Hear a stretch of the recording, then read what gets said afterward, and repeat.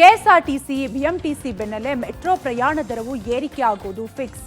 ಮದುವೆಗೆ ಒಪ್ಪದ ಯುವತಿಗೆ ಚಾಕು ಇರಿದ ಪ್ರಿಯಕರ, ಬಸ್ ಓಡಿಸೋದು ಬಿಟ್ಟು ರೀಲ್ಸ್ ನೋಡಿದ ಡ್ರೈವರ್. ಈ ಎಲ್ಲದರ ಮಾಹಿತಿ Karnataka top 20ಯಲ್ಲಿ.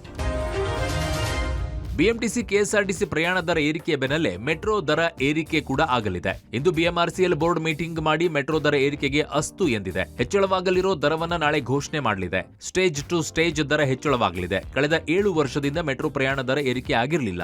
Fair hike fixation committee Singapore, Hong Kong, ದೆಹಲಿಗೆ ತೆರಳಿ ಅಲ್ಲಿನ ಮೆಟ್ರೋ ದರ ಪರಿಷ್ಕರಣೆಯ ಕ್ರಮ, ದರ ಹೆಚ್ಚಳವನ್ನ ಅಧ್ಯಯನ ಮಾಡಿ ದರ ಪರಿಷ್ಕರಣೆಯ ವರದಿಯನ್ನು ಸಿದ್ಧಪಡಿಸಿದೆ. 2017ರಲ್ಲಿ 10% 15% ಮೆಟ್ರೋ ಪ್ರಯಾಣ ದರ ಏರಿಕೆ ಮಾಡಲಾಗಿತ್ತು. ಮುಂದಿನ ದಿನಗಳಲ್ಲಿ ನಮ್ಮ ಮೆಟ್ರೋ ರೈಲು ಮುಂದಿನ 5 ವರ್ಷದಲ್ಲಿ 220 ಕಿಲೋಮೀಟರ್ನಷ್ಟು ವಿಸ್ತರಣೆಯಾಗಲಿದೆ.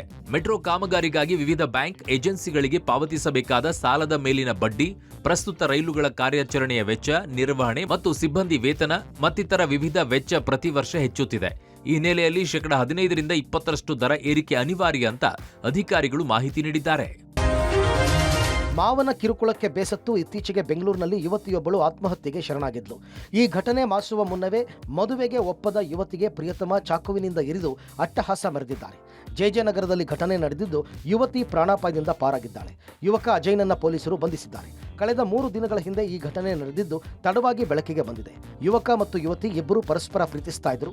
ಮದುವೆಗೂ ಎಲ್ಲ ಸಿದ್ಧತೆ ನಡೆದಿತ್ತು. ಆದರೆ ಕೊನೆ ಘಳಿಗೆಯಲ್ಲಿ ಯುವತಿ ಮದುವೆಗೆ ನಿರಾಕರಿಸಿದ್ದಾಳೆ. ಇದರಿಂದ ಕೋಪಗೊಂಡ ಪ್ರಿಯಕರ ಯುವತಿಗೆ ಚಾಕುವಿನಿಂದ ಇರಿದಿದ್ದಾನೆ.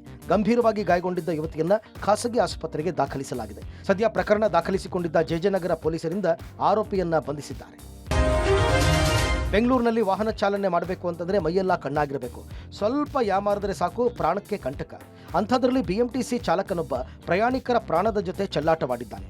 ಬಸ್ ಚಾಲನೆ ಮಾಡುತ್ತಲೇ ಫೇಸ್ಬುಕ್ನಲ್ಲಿ ರೀಲ್ಸ್ ಸ್ಕ್ರಾಲ್ ಮಾಡಿದ್ದಾನೆ. ಹೊಸೂರು ರೋಡ್ ಟು ಲಾಲ್ಬಾಗ್ ಮಾರ್ಗದ KA51 AJ7391 ನಂಬರ್ನ ಬಸ್ ಚಾಲಕ ಪೀಕ್ ಅವರ್ ಟ್ರಾಫಿಕ್ ಮಧ್ಯೆಯೇ ಜವಾಬ್ದಾರಿ ಮರೆತು ರೀಲ್ಸ್ ನೋಡಿದ್ದಾನೆ. ಚಾಲಕ ರೀಲ್ಸ್ ನೋಡ್ತಾ ಡ್ರೈವಿಂಗ್ ಮಾಡ್ತಿರುವ ವಿಡಿಯೋವನ್ನು ಬಸ್ನಲ್ಲಿ ಪ್ರಯಾಣ ಮಾಡ್ತಾ ಇದ್ದ ಮಹಿಳೆಯೊಬ್ಬರು ತನ್ನ ಮೊಬೈಲ್ನಲ್ಲಿ ರೆಕಾರ್ಡ್ ಮಾಡಿದ್ದಾರೆ.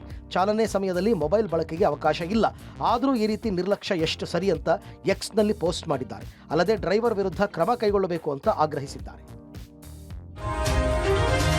ಬೆಂಗಳೂರಿನಲ್ಲಿ ಅಮೆರಿಕ ರಾಯಭಾರ ಕಚೇರಿಯನ್ನು ಉದ್ಘಾಟಿಸಲಾಯಿತು. ಭಾರತದಲ್ಲಿ ಅಮೆರಿಕದ 5ನೇ ರಾಯಭಾರ ಕಚೇರಿ ಇದಾಗಿದ್ದು, ಬೆಂಗಳೂರಿನ ಜೆಡ್ಲ್ಯೂ ಮಾರಿಯೇಟ್ ಹೋಟೆಲ್ನಲ್ಲಿ ತಾತ್ಕಾಲಿಕ ಕಚೇರಿಯನ್ನು ಆರಂಭಿಸಲಾಗಿದೆ. ಇಲ್ಲಿಂದಲೇ ಅಮೆರಿಕದ ವಾಣಿಜ್ಯ ಸೇವೆಗಳ ವಿಭಾಗವೂ ಕೂಡ ಕಾರ್ಯನಿರ್ವಹಿಸುತ್ತೆ.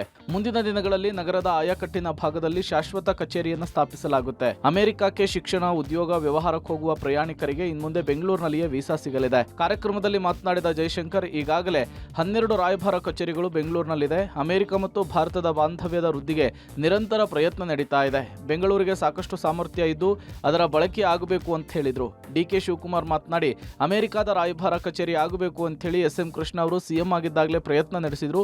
ಇದೀಗ ಅನುಷ್ಠಾನಕ್ಕೆ ಬರ್ತಾ ಇದೆ. ಇದು ಖುಷಿಯ ವಿಚಾರ ಅಂತ ಹೇಳಿದ್ದಾರೆ. We have been trying this important day from the last almost 25 years. I remember myself as Krishna. When Krishnaji was the Chief Minister, we went and met Atal Bihari Vajpayee to recommend this has to happen. But it could not happen. And after that, when Krishna himself was the External Affairs Minister, he also tried his best. Delhi ವಿಧಾನಸಭೆ ಚುನಾವಣೆಗೆ BJP ರಾಷ್ಟ್ರೀಯ ಅಧ್ಯಕ್ಷ JP Nadda ಪ್ರಣಾಳಿಕೆಯನ್ನ ಬಿಡುಗಡೆ ಮಾಡಿದ್ದಾರೆ. 60ರಿಂದ 70 ವರ್ಷದ ವೃದ್ಧರಿಗೆ 2,500 ಬದಲಿಗೆ 3,000 ಪಿಂಚಣಿ ಹೆಚ್ಚಳ ಮಾಡುವ ಭರವಸೆಯನ್ನ ಬಿಜೆಪಿ ನೀಡಿದೆ. ಆಯುಷ್ಮಾನ್ ಯೋಜನೆಯಡಿ 70 ವರ್ಷ ಮೇಲ್ಪಟ್ಟವರಿಗೆ 10 ಲಕ್ಷ ರೂಪಾಯಿ ವಿಮೆ ಸೌಲಭ್ಯ, ಸ್ಲಂಗಳಲ್ಲಿ ಅಟಲ್ ಕ್ಯಾಂಟೀನ್ ನಿರ್ಮಾಣ ಮಾಡಿ ₹5 ಊಟದ ವ್ಯವಸ್ಥೆ, ಮೊಹಲ್ಲಾ ಕ್ಲಿನಿಕ್ ಯೋಜನೆಯಲ್ಲಿ 300 ಕೋಟಿ ಅಕ್ರಮದ ಬಗ್ಗೆ ತನಿಖೆಯ ಭರವಸೆಯನ್ನ ಬಿಜೆಪಿ ನೀಡಿದೆ. ಜೊತೆಗೆ ಗರ್ಭಿಣಿಯರಿಗೆ 21,000 ರೂಪಾಯಿ ಸಹಾಯಧನ, ಬಡ ಮಹಿಳೆಯರಿಗೆ ಗ್ಯಾಸ್ ಸಿಲಿಂಡರ್ನಲ್ಲಿ ₹500 ಸಬ್ಸಿಡಿ, ಹೋಳಿ ಮತ್ತು ದೀಪಾವಳಿಯಂದು 1 ಸಿಲಿಂಡರ್ ಉಚಿತ, ಮಹಿಳೆಯರಿಗೆ ಮಹಿಳಾ ಸಮೃದ್ಧಿ ಹೆಸರಿನಲ್ಲಿ 2,500 ರೂಪಾಯಿ ಹಣ ನೀಡುವ ಸಂಕಲ್ಪವನ್ನ ಬಿಜೆಪಿ ಮಾಡಿದೆ. ಮಹಾರಾಷ್ಟ್ರದ ಬಳಿಕ ದೆಹಲಿಯಲ್ಲೂ ಗೃಹಲಕ್ಷ್ಮಿ ಮಾದರಿಯ ಯೋಜನೆಯ ಭರವಸೆ ಬಿಜೆಪಿ ನೀಡಿದೆ.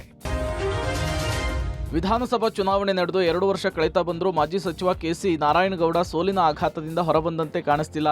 KR ಪೇಟೆಯಿಂದ ಬಿಜೆಪಿ ಅಭ್ಯರ್ಥಿಯಾಗಿದ್ದ ನಾರಾಯಣಗೌಡ 3ನೇ ಸ್ಥಾನಕ್ಕೆ ಕುಸಿದಿದ್ರು. ಚುನಾವಣೆಯಲ್ಲಿ ಸೋಲು ಗೆಲುವು ಸಹಜ. ನನಗೆ ನನ್ನ ಸೋಲು ಬೇಜಾರಿಲ್ಲ. ಆದರೆ ನನ್ನ ಅಧಿಕಾರಾವಧಿಯಲ್ಲಿ ಕೆಆರ್ ಪೇಟೆ ತಾಲೂಕು ಅಭಿವೃದ್ಧಿಗೆ 1,800 ಕೋಟಿ ಅನುದಾನ ತಂದಿದ್ದೆ. ಸಾಕಷ್ಟು ಅಭಿವೃದ್ಧಿ ಕೆಲಸಗಳನ್ನು ಮಾಡಿದ್ದೆ. ಆದರೂ ತಾಲೂಕಿನ ಮತದಾರರು ನನ್ನನ್ನು ಕೈ ಹಿಡಿಯದೆ 3ನೇ ಸ್ಥಾನಕ್ಕೆ ತಳ್ಳಿದ್ರು. ಅದು ನನಗೆ ತುಂಬಾ ನೋವಾಗಿದೆ ಅಂತೇಳಿ ಮಾಜಿ ಸಚಿವ ಕೆಸಿ ನಾರಾಯಣಗೌಡ ಹತಾಶೆಯ ಮಾತುಗಳನ್ನಾಡಿದ್ದಾರೆ. ನಾನು ಸೋತಿರ್ಬೋದು, ಅದ್ರ ಚಿಂತೆ ಇಲ್ಲ. ಇನ್ನು ಹಿರಿಕರಿದ್ದಾರೆ, ಸೀನಿಯರ್ಗಳಿದ್ದಾರೆ. ರಾಜಕಾರಣ ಗೋಡ ಮೈದಾನ ಅಂತ ಇರುತ್ತೆ. ನಾನು ಸೇವಕನಾಗಿ ತಾಲೂಕಿನಲ್ಲಿ ಇರ್ತೀನಿ.